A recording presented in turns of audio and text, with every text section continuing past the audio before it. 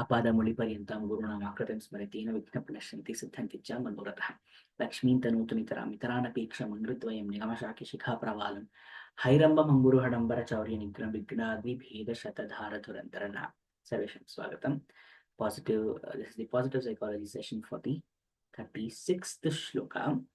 So we are continuing finding the concept of positive psychology through Sri Rama Gita. In that we have seen how Sat, even though it is a ancient concept, has forbearing on what the modern concepts in positive psychology is. In the same way, Chit also has. So Chit, as we all know, what is Chit? It is the awareness, consciousness. Does it have a equivalent concept in positive psychology? Yes, in fact, it can be an enveloping concept. In psychology, also, there is an equivalency of awareness. Here, the awareness is called as being mindful. Being mindful of karma, of actions, of decisions. So, Chit represents that cultivation of mindfulness, awareness, presence, which are essential for well-being and happiness. Now, again, the understanding must not be that I must know everything. It is not possible to know everything, at least not in this body. Pure consciousness, yes. But in this body, it is not possible. It is like in that film, uh, Indiana Jones and the Kingdom of Crystal Skull, where the Soviet soldier, and she goes into the kingdom of the crystal skull, and then she hands the crystal skull back, and then the aliens, then they ask her, what do you want? And she says, I want to know everything, everything that is from the creation till the end. I want to know everything. They start giving that knowledge to her, but her body is not able to sustain it. So information in this body can only be absorbed in limited forms. That is the most important thing to understand. Even when we try to understand the fundamental source of creation also, we are not trying to understand their state. We are trying to find out or explain or describe it in some form that we know. We know and we understand. That is why we have a big problem with respect to our perceptions. I don't understand the concept of like just this thing. Now, usually when I go by a mathematics format, 1 plus 1 is 1, sorry, 2. 1 plus 1 is 2, which is basic mathematics. But when I think of it from the perspective of spirituality, 1 plus 1 can be 1. How? Jivatma, Paramatma, we are saying there is ultimately when we are saying there is no dual nature, we are saying Advaya, we are saying it results into one only. Then when we talk about different formats, different things,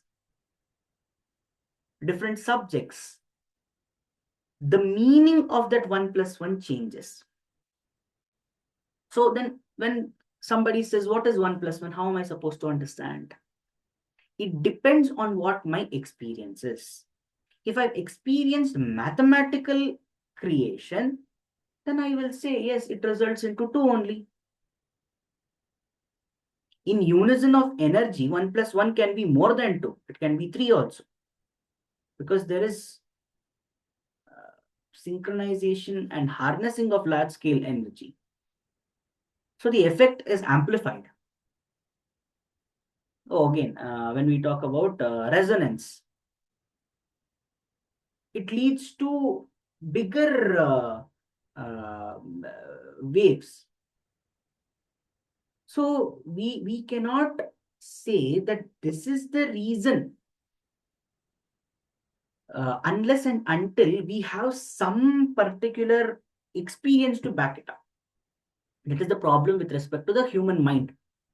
The mind, if it is not restricted by the human perceptions, can actually go beyond that. It can try to understand. Pragnanam Brahma, it can reach that stage of becoming or having, developing that particular prajna. But here, what happens is when we talk about that chit, that mindfulness, developing it to an extent where I am not surprised by the obscurities or the adversities in life, that is relevant to us. That is being mindful. I'm mindful of my actions. Basically saying that there is acceptance towards whatever is the unpredictability of those actions, whatever are the fruits of my labor, however it comes, there is an acceptability associated with it. So therefore, I'm being mindful of it.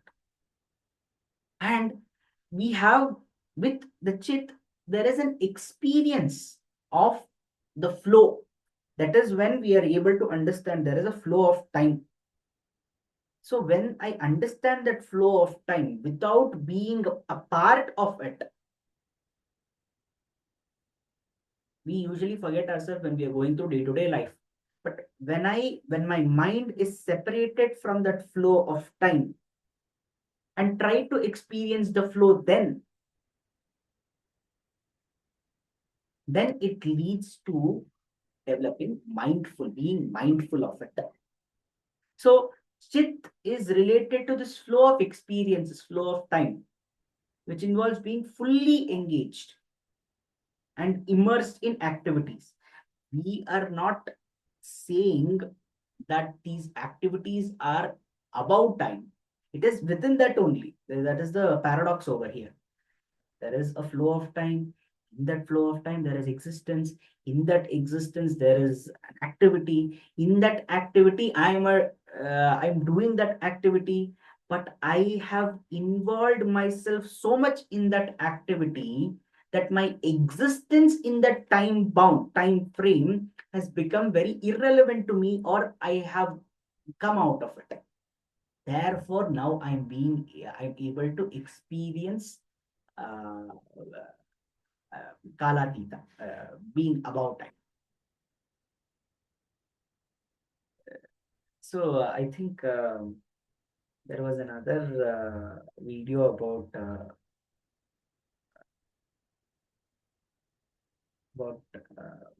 Neil deGrasse Tyson saying something about the neutrinos from the moon, not from the moon, from the sun, when they started, when the creation happened, there was no concept of time, and it took 8 minutes or something for the creation to start. But practically for them, it meant nothing because the concept of time itself was irrelevant for them, because the particles were moving beyond the speed of light. Therefore, they were moving beyond the speed of time also. The time flow also, they were way above that. So they never felt that time.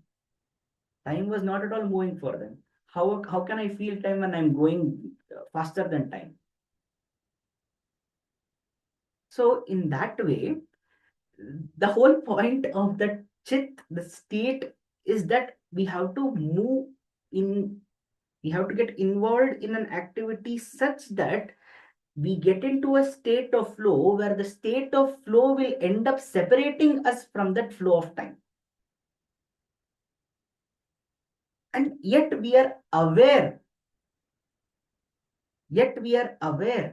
of being of the existence of that activity.